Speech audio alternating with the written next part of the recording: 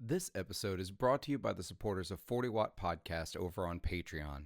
Go over to patreon.com/40watt podcast, where for as little as $3 per month, you can help support the podcast and get every episode ad-free. For $5 a month, you'll get every episode ad-free, as well as a bonus episode every week. I can't overstate how thankful I am for the support of my patrons, and hope you'll consider joining the team and helping keep this show on the road.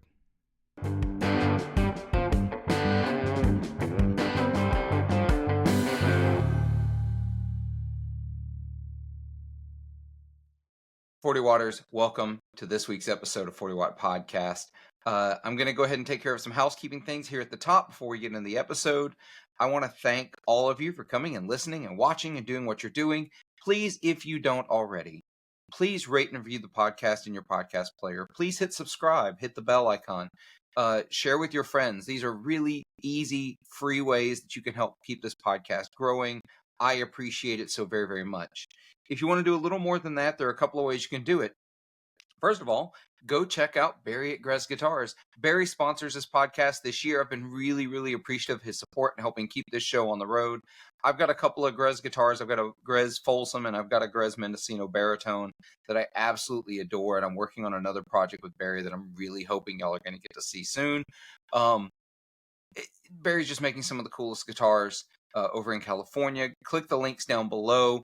Go check out his Instagram. Go check out his website. Order something, because there's like nothing else out there. Also, I want to thank my Patreon supporters over on patreon.com. If you want to go help keep this show on the road, like our newest $5 patron, John Cantrell. Thank you, John. I greatly appreciate your support. Anyone else can go over there. You can subscribe for as little as $3 a month, but for $5 a month, you get a free episode every week, and you help keep this train rolling, and I really, really appreciate it. That's about it. Make sure you click below for other links. I've got a Stringjoy affiliate link, Reverb affiliate link, Tour Gear Design discount and affiliate link, and I also have a TrueFire affiliate link and discount code for 40% off your first purchase with TrueFire. That's massive. Be sure to click all those things, like, subscribe, hit the bell icon, all those things. Thank you all so much. On to the episode with Terry and Angelo from Meris. 40 Watters, welcome to this week's episode of the 40 Watt Podcast. As usual, my name is Philip and I am your host. This week, I'm very excited to be joined by 66% of the Meris team, Angelo and Terry. Angelo, Terry, how are y'all doing? Hey, doing good. How's it going? Yeah. I'm great. I've been really excited about this episode ever since we got connected. I've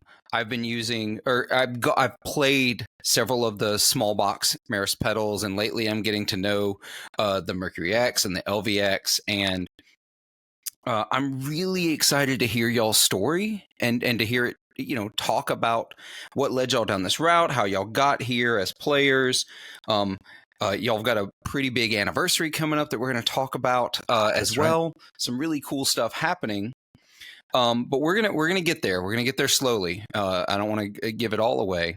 But as usual on this podcast, I usually try to open up when I'm first meeting a guest for the first time.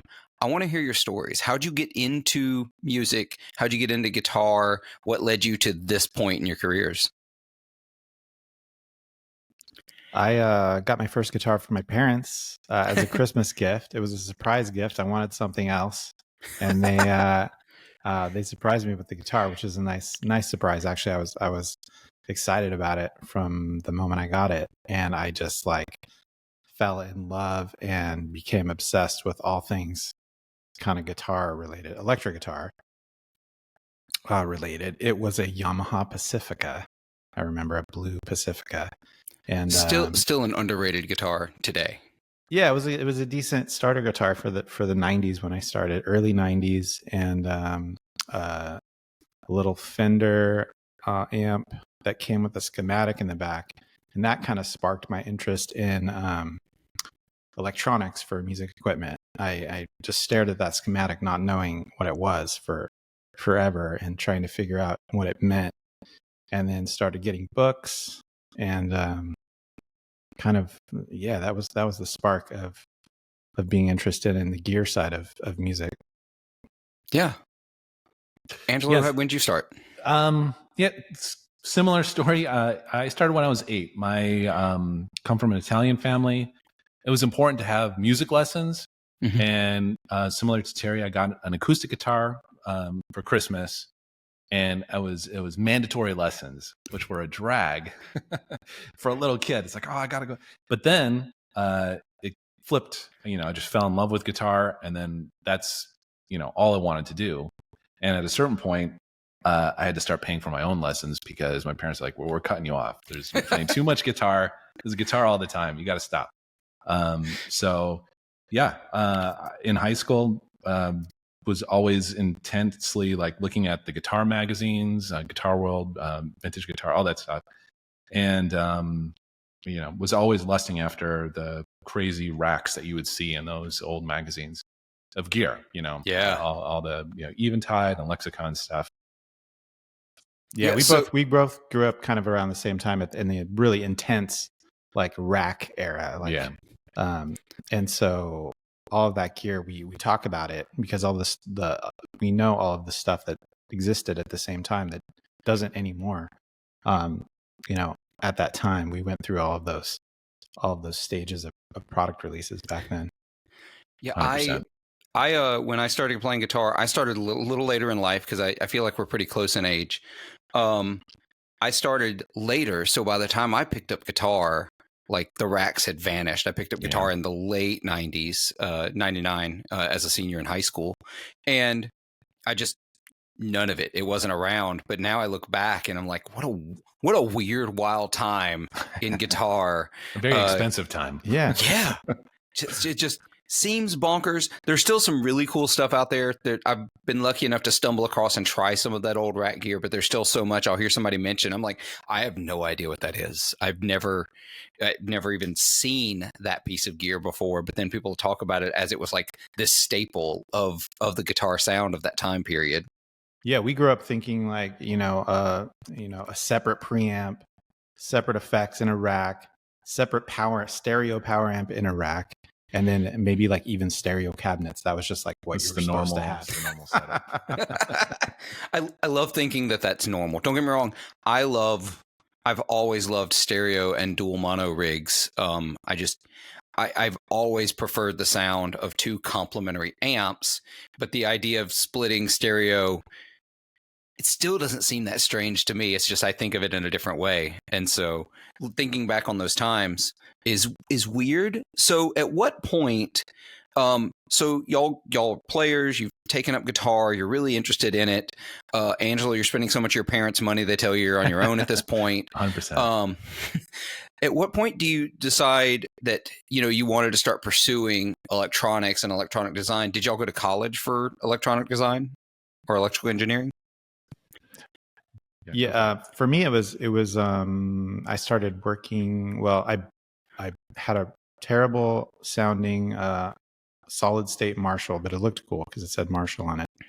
And I blew it up one day, and I did something really stupid, and the speakers smoked, and it was like catastrophic, right? So I had to take it to the local repair tech, and he was the only person around, and I took it to him. And it was like behind a music store type of a shop. And I waited, like a few weeks, and then I got it back. And then my dad had the idea. He was like, hey, you should ask that guy for a job. I was like, what? Oh, that's a crazy idea. And I was kind of like dabbling in building stuff at that time. Like I had built, maybe like one distortion pedal or something, and maybe some silly other little gizmos, like making my own cables and stuff like that. And my dad helped me write the letter to this guy, and then I think I was 16, and my and his name was Pat, and he gave me a job. So that's how it started for me. Really, I started being a tech, fixing things and everything. Keyboards, synthesizers, PA gear, whatever, the bands around here were using. We're in Ventura, California right now. That's where I grew up. And it was just outside of Ventura. Yeah, so there's a lot of touring acts that are here and come through here. a lot of what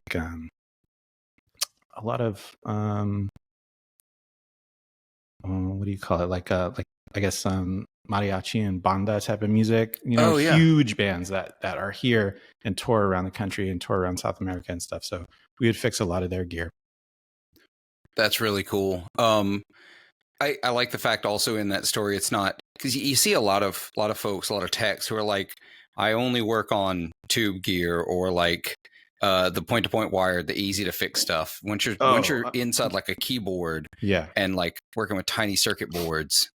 We worked on tons of Fenders, and those are definitely the most fun because they're really repairable. But yeah, I mean, I would be working on huge mixing consoles that you have to, take off 500 knobs before you can even get to the circuit board or something like that. So I learned a lot.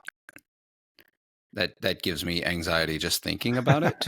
I had an old Hammond, I'm trying to remember the model, like an M100 or an L100. I can't remember. I can never remember all the not A100, B3 or C3 models, but it finally died, and I pulled the back off of it one day, and I was like, I'm going to fix this. I've fixed things before. I fixed pedals and, simple tube amp issues. I pulled the back off, and I got one look at the inside of a Hammond organ. I was like, nope, that's not happening.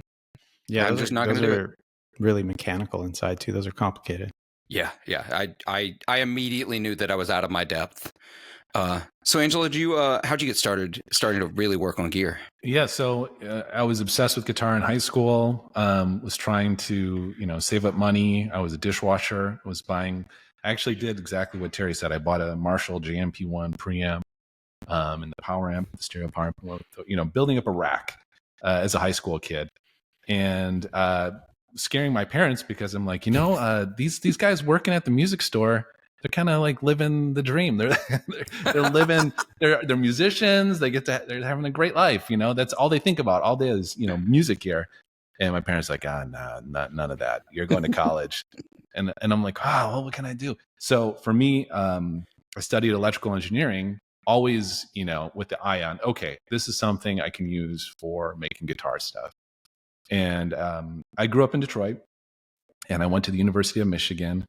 And I was taking all the DSP classes I could get, and I was working in a science lab, a Center for Ultrafast Optics, and they had a really cool lab with just tons of parts, tons of chassis. You could build stuff, and so I was building things to help out the researchers, but then I was also building little, I built a distortion box. I was going through project books and building circuits that way. But yeah. I went to school specifically to meld guitar and engineering, looking at DSP classes for sure. That's really cool. So I'm glad to see that even into the 90s, that was sort of the path. Because I went to college for, I have an interdisciplinary degree, music and audio engineering. And most of my instructors in college in the technical, in the mixing, were like old school cats who have been doing this forever. And one of my instructors, a guy by the name of Mike Acapelli, ran front of house for Aretha Franklin at one time. And he's talking to us, and he's a keys player, and his path into audio engineering was as an electrical engineer, because there wasn't an audio engineering path back then. Like, there was no college teaching that as a course. And so he got into electrical engineering, and suddenly he could repair like all the gear they were using on the road or whatever they were doing, especially the keys that he was using. I hear that as a path into this often. Sometimes people start out the other way, just as an electrical engineer, and then they end up in music. But yeah. So you get these backgrounds, you start working on stuff. When did this? And Terry, you're working at the shop. You're learning the trade on the job, which is still terrifying to me, to be honest, when I'm working with electronics. When did you decide like this is the living, and you start working on like making your own gear as a legitimate business? I mean, I think I was dreaming of it. Like when I first, saw the amp with the schematic in it, I was thinking like, oh my God, like, is it possible that I could work for a company that makes stuff like this someday?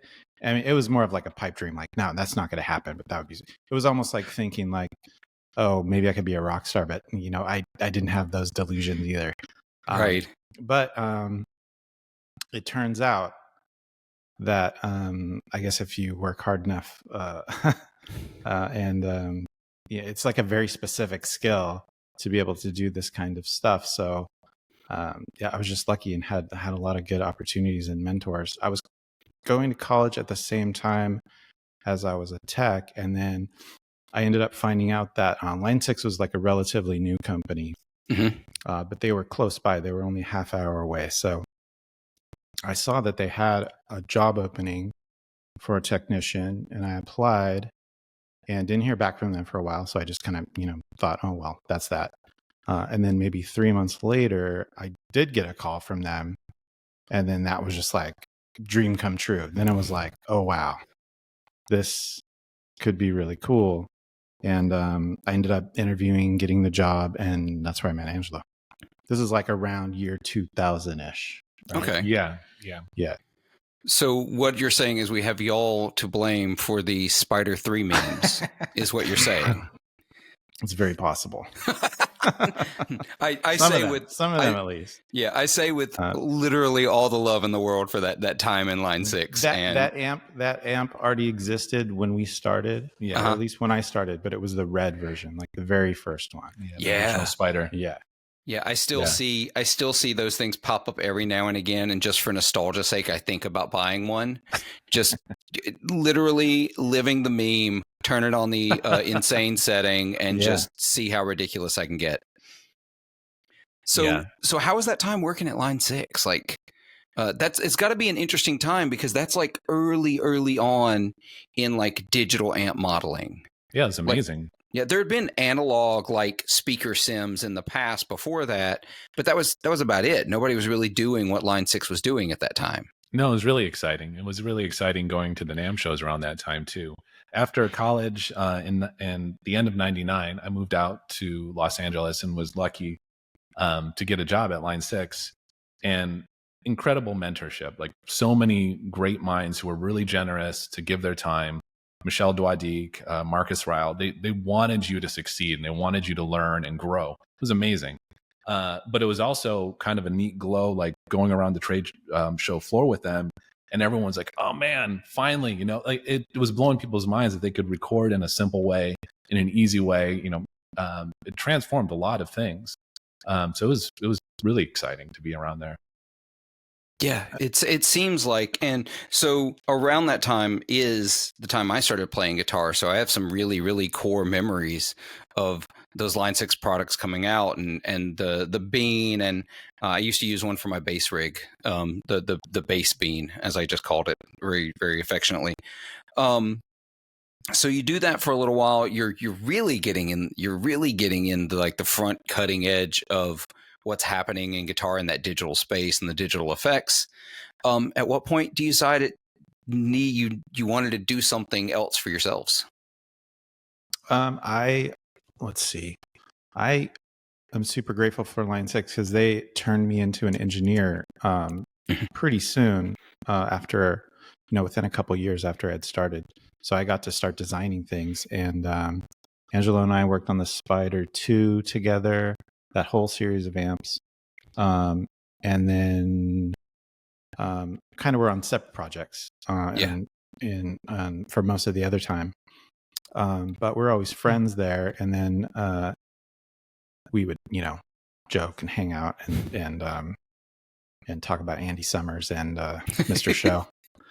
And then for me, around, I think it was maybe 2007, I started thinking that I wanted to have product ideas that weren't Line 6 products. They weren't gonna happen within another company, and that's when I decided to leave and start something else.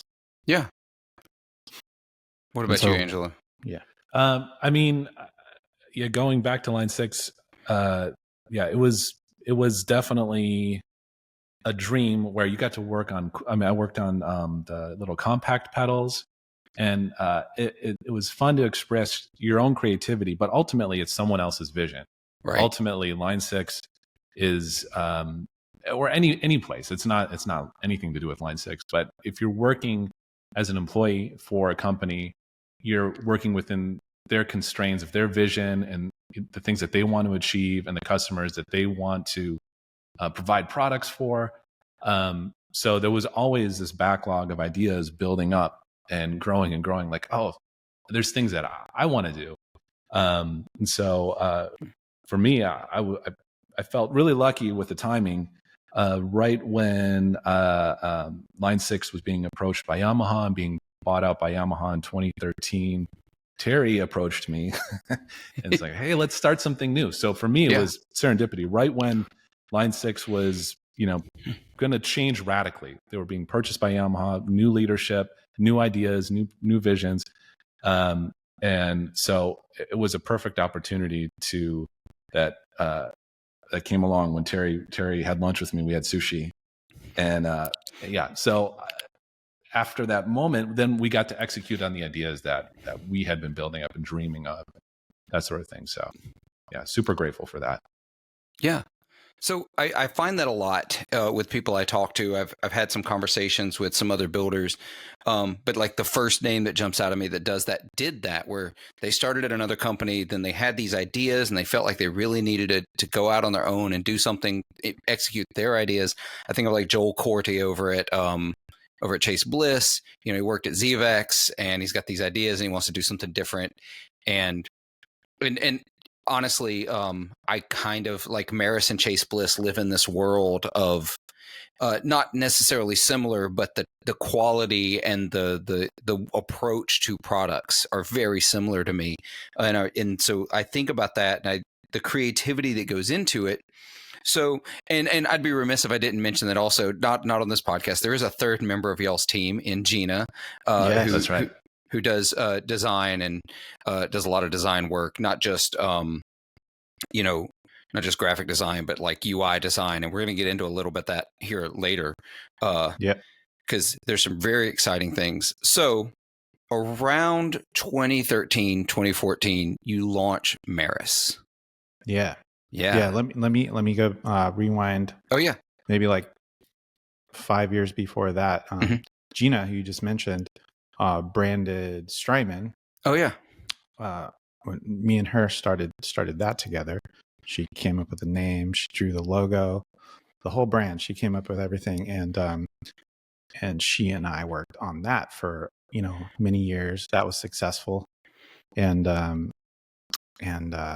right around the time where the Big Sky was getting wrapped up is when we decided to leave that and do Meris instead.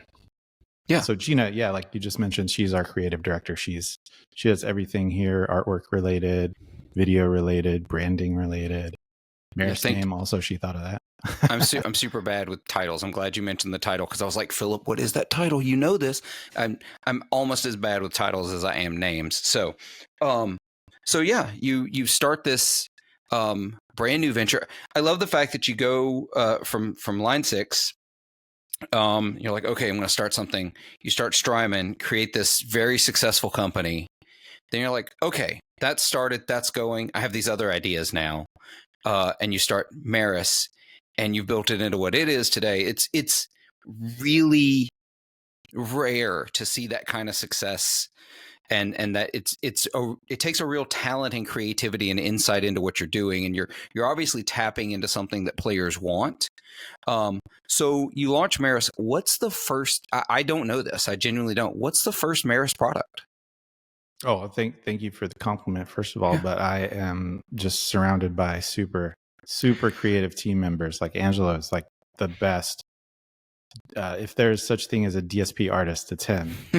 I mean, he's not just an engineer; he's an artist. And Gina is an artist by trade. She was working for way bigger companies than us.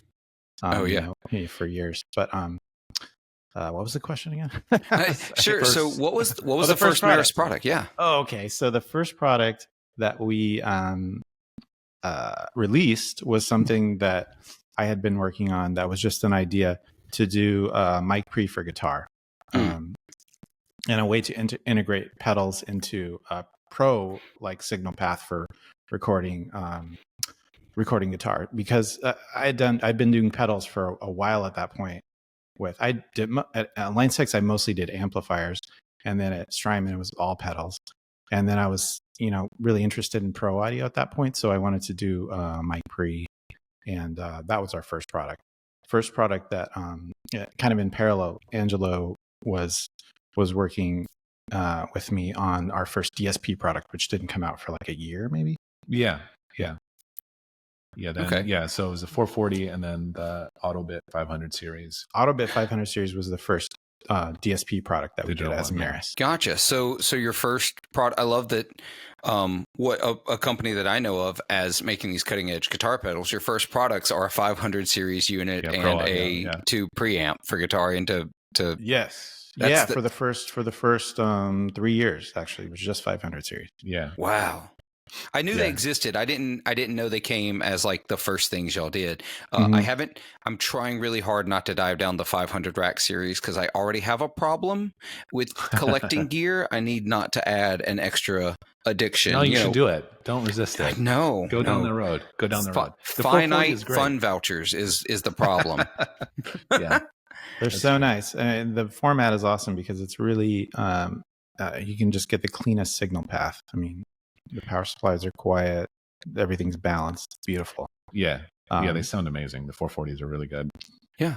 So in that evolution, let's go a little further as you're starting to develop, because the pedals I had experience with first, the single boxes, were the Mercury 7, in which I never owned one. I played some friends of mine that had it, and I did own an Enzo for a little while. No offense intended. I could not wrap my mind around the Enzo. I really, really wanted to, but I could not make it sound like the other people I knew could make it sound. It's because I do like synth and I like that idea, but my brain doesn't work that way. I'm a Luddite. Most of my listeners know that about me. The Enzo is an open box for exploration. You can definitely, it's an endless adventure. Choose your own adventure box. Yeah. I think that one pairs really well with our 4-button preset switch to give you some like anchor points to jump off of and to like go back to. Yeah, I think that would have helped me a lot because I would find a sound, and it's so flexible that minor changes in settings can be dramatically different sounds, and so it became very hard to get back to a sound after I found a one I liked. That one. I love that one, but it was a big challenge for us to squeeze all the parameters that belong in a synthesizer into 6 knobs, and then if you count both layers, it's 12 knobs. But yeah, that was that product could be 100 knobs easily. Yeah. Oh yeah. Definitely felt that. And also not just fewer knobs, but it's a very small enclosure size to fit that much. I don't know about the circuitry. I didn't open it up to look at it, but it's a lot of features to put into a very small box. Yeah, and so most of your pedals have been that small enclosure size. I don't know the dimensions. I'm not going to pretend to know the dimensions, but relatively double-sided pedal size guitar players. You know what I mean? You don't know what this is. So then you do that for a little while, and so listeners will already figure it out that in the 2013-2014, that means we're coming up on 10 years of Meris, and we're going to get to that anniversary here in a second. But last year you launched LVX, and this is where we really need to also mention the reason I wanted to make sure we mentioned Gina, because she had a big hand in the design of your first pedal that adds a UI. Mm-hmm. That's a big deal because it's a huge a deal. lot of people don't like just having to plug in and use an iPad or use a computer to edit digital effects. I'm one of those people. I hate it. I had the Eventide H9 on my board for a little bit, and I just got really frustrated with having to open my phone up to edit because I never could make the interface on that pedal work at all. So what prompted the push into big box inspiration machines, as I call boxes like that? This podcast is supported in part by Stringjoy Strings. I'm a snob. At least that's what people tell me. I'm never okay with good enough, and that's where Stringjoy Strings come in. They're better than good enough. They're the best. Stranger are making some of the finest strings available today right up the road from me in Nashville, Tennessee. They offer custom sets, balanced tension, coated strings, the works. If you need it, they can probably make it happen. You should be using Stringjoy strings, and if you're going to order from them, you really could help this podcast out by clicking the affiliate link down in the description or show notes below. You get amazing strings, I get a little bit of that back to help the show keep going. It's a win-win situation. Get your Stringjoy strings today. We had we had ambition to do that for a few years, but it really the deep development started on that maybe around 2019. Yeah, and we were just too busy to do it before then, and then we wanted a more powerful platform, and then something that we kind of grappled with what type of screen to put on it, but ended up on what we did. And Gina really pushed for a lot of people don't know this about her, but she worked for General Motors doing advanced design for concept cars. So she would like conceptualize and do the artwork for the like futuristic looking dashboards and stuff like that, and all the stuff that is around the inside of a car. And so she really pushed for different type of graphics than you would see in a normal guitar product, which we loved. Me and Angelo loved it. And then after that, she really pushed us to make it easy to use. Yeah, different experience. Yeah, 100%. Yeah. So kept pushing, make it easy to use. And it's really paid off because this is our most complicated product ever. And it's also our easiest to use. Or LVX and Mercury X are kind of have the same type of operating system. Yeah, totally. Yeah. And we'll get to the Mercury X here in a second, and I love that. And talking to Gina, I talked about how I loved the fact that it wasn't touchscreen, and she told me, well, she wanted it to be touchscreen, but some decisions had to be made, and trying to get things to work the way you want them. I appreciate not having touchscreen. I've said this before to both folks who hang out over in the 40 Watt Discord server and just friends who are guitar players. I play outdoors in Mississippi in the summers. I sweat. And the idea of trying to manipulate a touch screen with sweat-covered fingers gives me an aneurysm. That can be a totally dangerous, uncomfortable situation. Yeah, I don't want to have to do that. So, so I have the LVX here for viewers on YouTube. You can see, you've seen this. Y'all have seen this all over the place. I was terrified of this pedal, and so we're going to tell this story. So I was at NAMM this past January.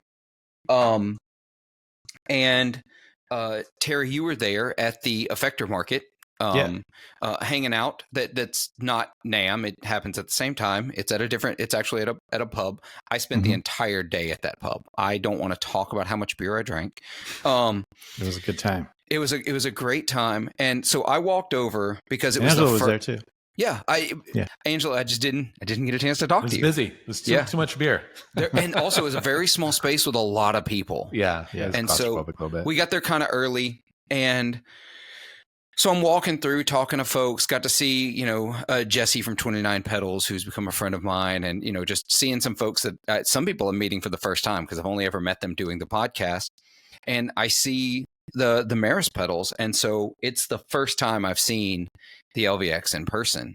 And Terry, you and I talked, and I told you I am terrified of that interface because me and interfaces don't typically get along. I do remember having this conversation now. Yeah. I like to think I am an intelligent, educated individual. I have multiple degrees, and that interface scared me.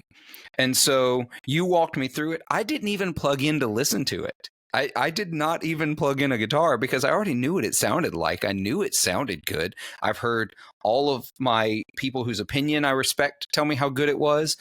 Blake Weiland would not shut up about how great it was.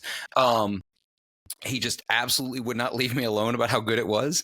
And so I just needed to understand the interface. And once I saw it, once manipulated with it, and listeners, I'm saying all this for your benefit. If you've been avoiding this because you're scared of new interfaces, it is so simple to understand. I know that I used the wrong terminology when we were talking in a pre for this. We talked about what the actual names were, but I call them bubbles and text view or list view, like of the two menu styles. And I thought for sure I'd like the list view on that pedal, but I like the bubbles or the graphical. I think graphical interface is what you always just call it. But so let's talk about the design of that, how it started, how you feel like it went. Like, how now that it's been out in the world for about a year, a little over a year, how do you feel like it? You still 100% nothing you change, or the things that you're like, oh, I wish we'd done this differently? We did change a few little minor things. You know, we put it out and then we did a firmware update for each, for Mercury X and LVX. So we like made little minor tweaks, added things here and there. And then, as far as like overall the product, we're super happy with how it was received and how people are using it and how people like it. Yeah. I think your story is consistent where it's, people are surprised at just how intuitive it is. The graphic view, the bubble view, as you call it, makes you focus on a parameter at a time. It really guides your editing and kind of guides the entire experience, which is what Gina was after, just making it kind of a seamless, focused way. A lot of times when you have a sea of parameters, it just becomes really confusing and really kind of like, I don't know, just intimidating. But the idea behind the graphic view is having a focused kind of interactive experience where you're kind of really honing in on one part at a time. Yeah, and we designed it so that you would not need an app to operate it. You can do everything on the box fast and easily and intuitively. But we do now have a desktop editor for Mac and PC for LVX, and the Mercury X one is going to be out very soon by the end of the summer. Oh, awesome. Yeah. That's you mentioned that earlier. Like you don't want to have a device where you have to like open up something to get at it, and that's been consistent across everything we've made. All of the pedals, every part of the capability, even the 6 knob 2 button ones, everything that you can get to is available from the pedal. It gives me anxiety to know that I have to connect it to some other device to unlock other parameters or sounds.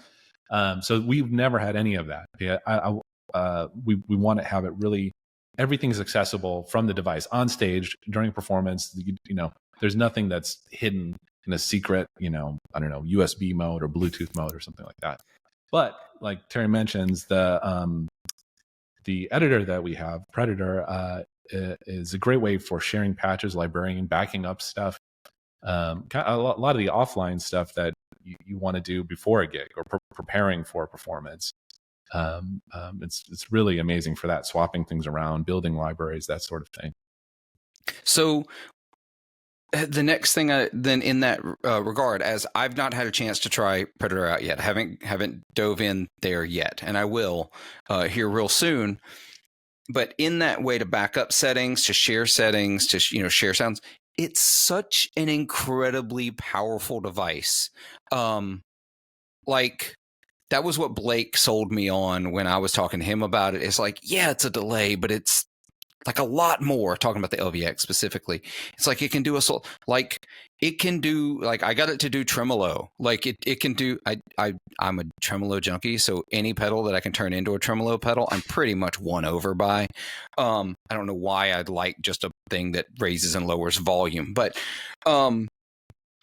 is there any future talk as we move into talking about future things of having like a not a marketplace, I hate that, but basically a place where people can share their settings amongst each other on either the website or setting up something different? Yeah, that's something we have already, actually, with just a collaboration with a website. I guess you just call it a website. It's called Patch Storage. It's kind of a community. Okay. So patchstorage.com has a bunch of our presets and presets for other products too, like Empress pedals. Like you mentioned Joel earlier. We're good friends with Joel, very good friends with Joel. We did the CXM 1978 with him, and we're also friends with Steve from Empress, and his products are on that too, Patch Storage. So you can share patches amongst pedals, and there's synthesizers on that website. it's pretty easy to get your patches out of our editor, which Gina actually designed the whole thing, Predator, and get your patch out of there and then upload it to patch storage. So listeners, I hope by now you figured this out, like, because I didn't know this going in, because, you hear about a company, especially a company making a product this advanced as the LVX and the Mercury X, and I think, oh, there's just teams of people working on this, and there's like, and then when we started chatting, you're like, no, there's 3 of us. That's the team. That's who's building this. And not only that, but you're building these right there in California. They're made, programmed, built, coded, shipped out of there. You're doing everything in-house, one person. I mean, not one person, 3 people. That's not a huge team doing this. No, not at all. We're a very small team. We do have a little bit of help. We have right now, we have somebody helping us with shipping. And we have customer service, Logan. Some of you might have talked to him already. And we do have a part-time programmer who's helping us with the editor. His name's Bo. Oh, that's and awesome. He does Mac and PC programming. Yeah, because it's a lot of work, and a product this advanced is really significant. So I'm going to move into the newest release from y'all. And it was the first one. I'll be honest, it was the first one that really got me excited, because by the time the Mercury X launched, I had the CXM for a little while, and I knew that y'all had designed many of the sounds in that device. And so the Mercury X launches, and I was like, oh, great, now I'm going to have to get this. Because I get excited and really sad whenever something comes out that really, really excites me, and I'm like, oh, I'm gonna have to spend money. Again, finite fund vouchers. So obviously you do the delay. I don't want to say it's logical, because when you're building these kinds of things, not logic isn't always part of it. But the next steps are reverb. Like, really, you've already done the CXM with Chase Bliss. What made you decide you needed to do one in this format, or was that always the plan when you designed the LVX, that you were going to do a reverb next? It was the plan pretty early on after LVX. I think maybe we thought that everybody would be able to just guess that move afterwards. Yeah. So we did keep it a secret, but we thought people would guess, and some people guessed, and actually some people were like pretty surprised, which I was surprised that they were surprised. But but I don't think people know what we're doing next, which I think is more fun. Yeah, I'm definitely curious, and I know I'm not going to get you to divulge it on this podcast, because you're going to need to still work on it. But I'm definitely curious as what the next step is, because these are the ones you think of as like the big box, really powerful machines doing reverb and delay, just as the guitar market sits. I had another follow-up question that I've completely dropped, so I'm babbling. It's okay. But connecting to what you're saying with the Mercury X, for actually everything that we do, we really have the experience of the pedal occur as an instrument. It's important for us to have the interaction between the player. I mean, it's that magical moment between your guitar, your amp, your pedal, where everything comes alive and it's all like this living thing. And for us, having something unique that only we can provide is what we're focused on. We're so blessed working at Line 6, ripping apart schematics, learning point to point exactly what the circuits did. But that was focused on making a sound that already existed.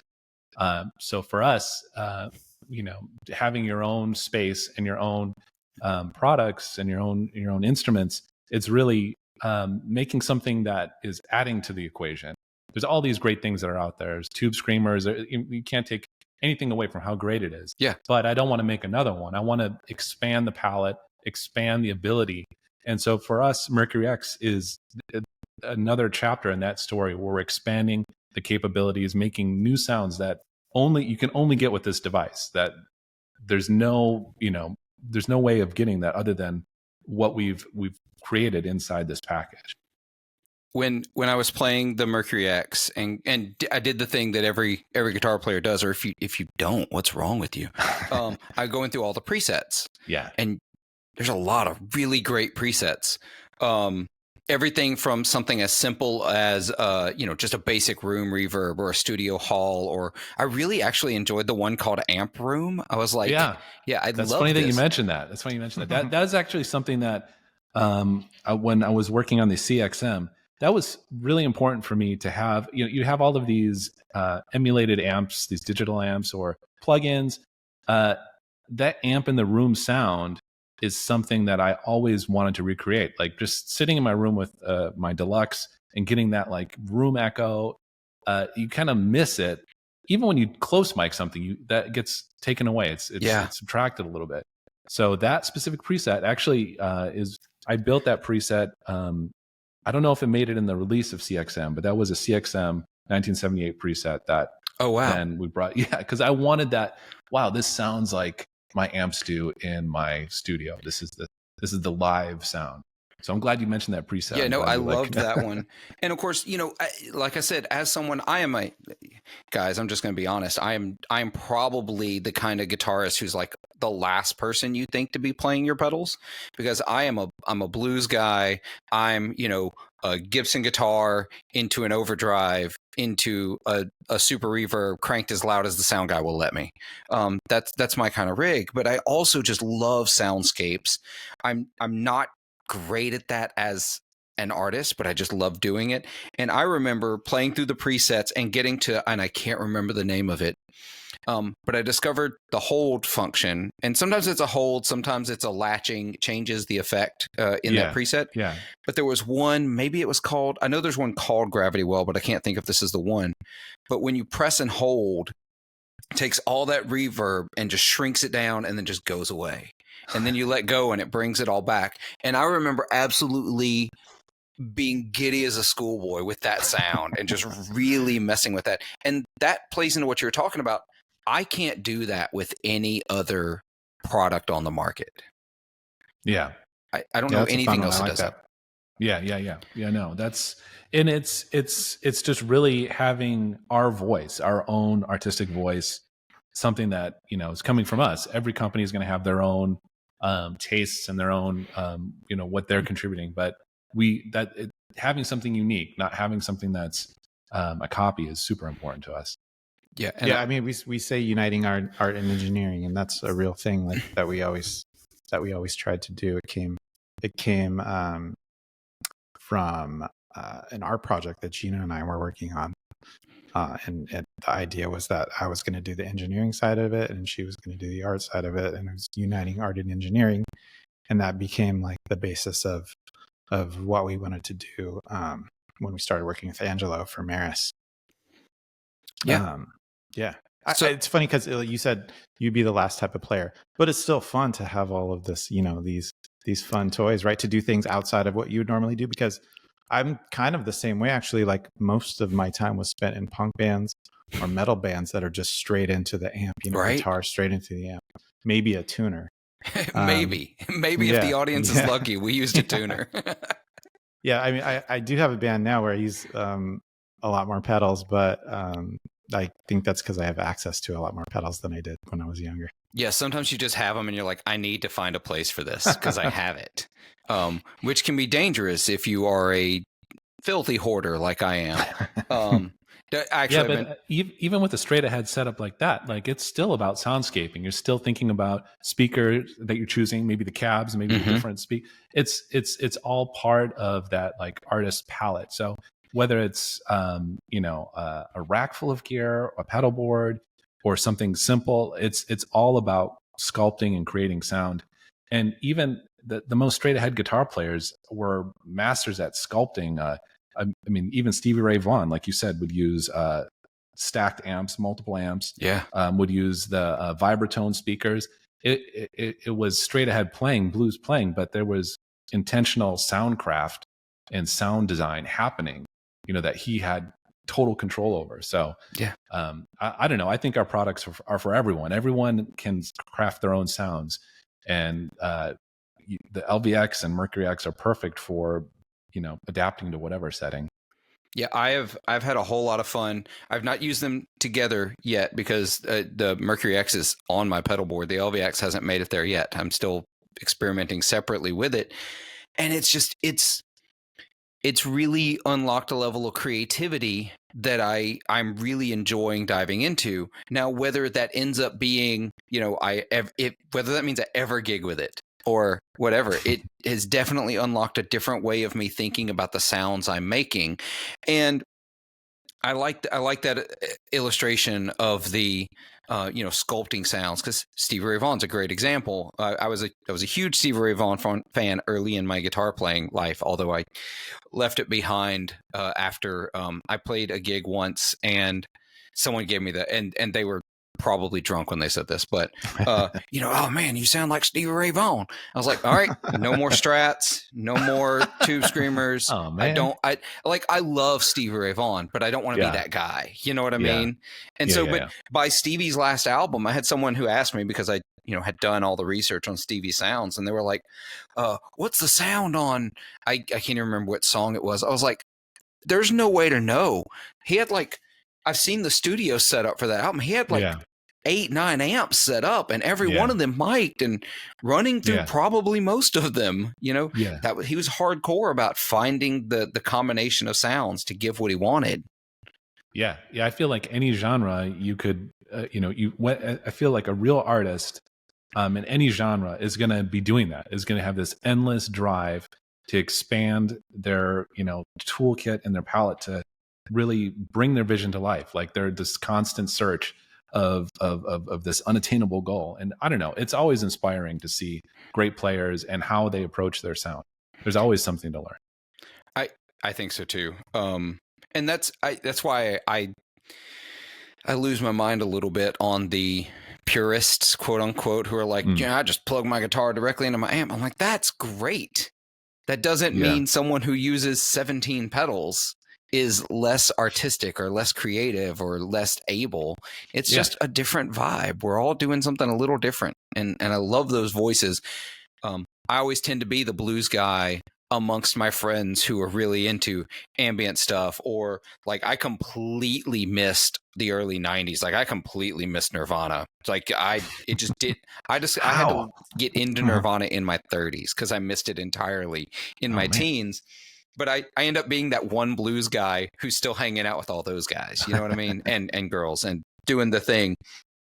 And I just appreciate people playing this instrument and really pushing the envelope of what it can do, whether that means you're ripping a great, blues rock solo, or it means you're creating lo-fi hip hop, which I really appreciate too. And building tools that apply to all of them is really rad. So does that mean the big box Enzo is next? Is that what that means? As I throw that at you, I was hoping I'd catch you off guard. You'd be like, yes, oops. A lot of people have guessed that. Oh, really? Is that a popular guess? Yeah, lots of people voting. Voting on products. I love it. So let's talk about 10-year anniversary. What are y'all doing to celebrate for your 10-year anniversary? That's a big one. We did a little celebration recently. Our 10-year anniversary was officially in January. Okay. And it just happened that we didn't get around to doing anything until there was a pedal show in Los Angeles in June, and we kind of spent the whole weekend celebrating there. Yeah. Oh, we did a special matte black LVX and Mercury X. How can I forget that? Yeah, those are going to be ready for sale. Hopefully next month in August. Yeah, they look amazing in person. They're really, really sharp. It's nice. Yeah, nice, I know people love their blackout pedal boards, so I fully expect listeners, this is your warning to be on the lookout. They're going to sell out. It's gonna happen. So yeah, this really good. black, I would say though, Gina picked this matte black because she loves black. It's her favorite color. And you know, if you're an artist, there's hundreds and thousands of different shades of black. Yes, and this is a really nice one. It's a really cool matte. Yeah. I don't know if we have any pictures from the event. We had them at the show. We did. We had a couple samples at the show. We sold a few of them. Yeah. So I was after we talked about this as we were prepping for this, I went and found some photos, and they do look absolutely fantastic. Nice. As someone who can really appreciate the legibility of white writing on a black pedal. As I'm getting older, y'all, before we started recording this episode, we were checking camera focus, and I was like, hold on, I got to put on my glasses. I have no idea if we're in focus or not. In fact, I still don't. Y'all can let me know in the comments on YouTube whether we're in focus or not. Don't feel bad about it. I need glasses too for focus. Yeah, it's rough. Astigmatism's hard, man. This is not an eye care podcast, but I spent most of my life with 20/10 vision, like better than average. And then when my vision drifted down to 20/20, I thought I was going blind. And then like a few years later, I discovered I had an astigmatism, and I'm like, oh, that's why I can't read street signs anymore. Oh, man. So guys, we've talked, we're nearing the end of the main episode. We're going to go over to the Patreon episode, and that's where we're going to hit you with a bunch of questions about, that's where the grilling really happens. Okay. Waterboarding's over there. I'm just kidding. But that's where we talk about some fun things. But anything coming up that y'all really want to shout out before we wrap up the main episode, things people need to be looking for. Also, individually, what are your favorite Meris pedals that y'all make? Your individual ones. I personally, my pedal board is just 2 pedals right now. It's LVX and an overdrive. And I got one of the new Nordland overdrives. Oh, really? Is it he makes awesome stuff. Is it the only one my friends ever talk about is the ODRC that he makes? I have that one too, but he made a new blue one, and I can't remember the name of it. But it's great. I'm glad somebody else is bad at pedal names. I'm going to look it up. That's right now. I kind of switch out the overdrive, but the LVX kind of does everything I need for delay. I got you. Yeah, I don't want to pick. Angelo doesn't like to pick favorites. You got to pick your favorite child, as I tell people. No. Yeah, it's really hard for me. I'm a big, guitar synth fan. So the Enzo, especially the Enzo in dry mode, can do some like really amazing, cool. It's got envelope controlled pitch, envelope controlled ring modulation, envelope controlled filter. So even with the synth turned off on the Enzo, you can get these really delicate kind of evolving textures. So there's all sorts of things that you can do with that. LVX is amazing. Mercury X is amazing. LVX is cool because you can actually push the sound. So there's you have drives and compression and filtering. So you can get some really interesting timbres that are not even delay timbres, but just really kind of interesting, like wall of sound, fuzzy, different drives and kind of, cool tones. I'm really proud of LVX too, just because it was so hard to make. It was difficult. I mean, we killed ourselves making that thing as a small team. We were dying at the end. We were just absolutely exhausted. Yes, stressed out. And so it was a big achievement. 100%. Yeah, and it's one of those things where obviously you were able to build Mercury X off of it. It didn't take you nearly as long to put out Mercury X because you'd gone through all this pain and figured out a lot of those details. That's right. And going through the presets of the LVX, I did go through a few presets. There were presets where I was like, this is just an overdrive. This sounds rad. And so cool stuff. It does a lot. Listeners, go check it out. I'll tell you, my favorite is the Mercury X though, because just if only for that one preset that I absolutely just laughed like a schoolboy when I was able to just hit this massive fuzzed out chord, all this reverb, and all of a sudden to nothing. It was like for me, Mercury X is the most fun of our products. Angelo did a great job on the preamp DSP. The tube and the transistor sound great.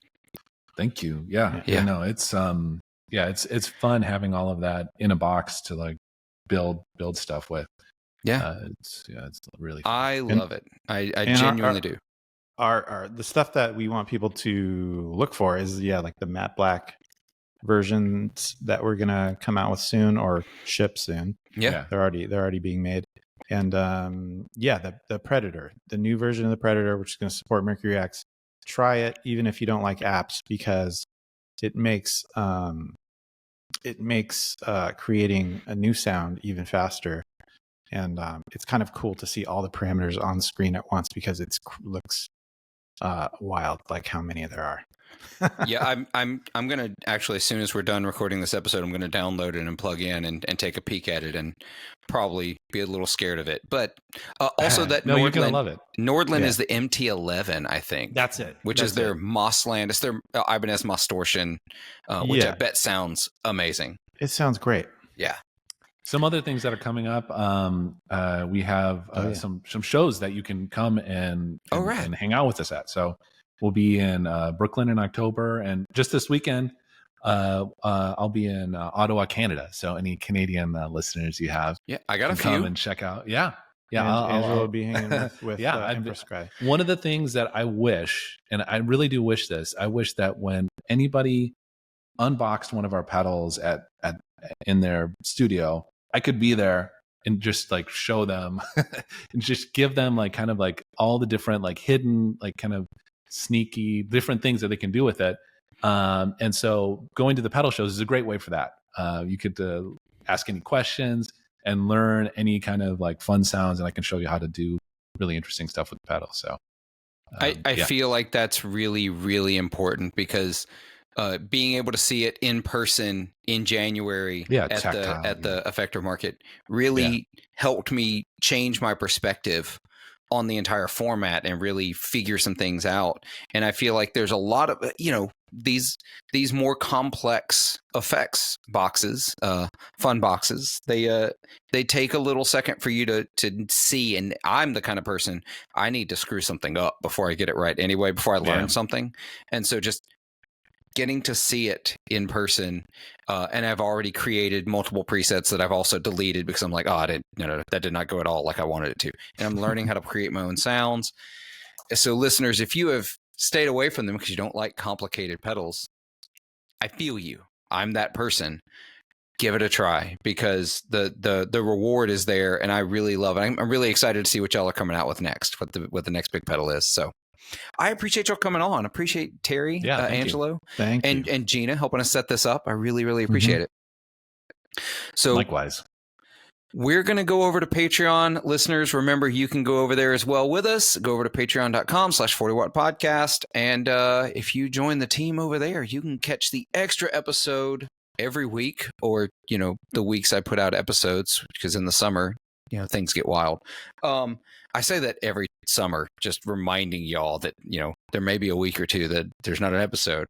But in the meantime, I hope you all will be good to yourselves, be kind to each other, and make some noise.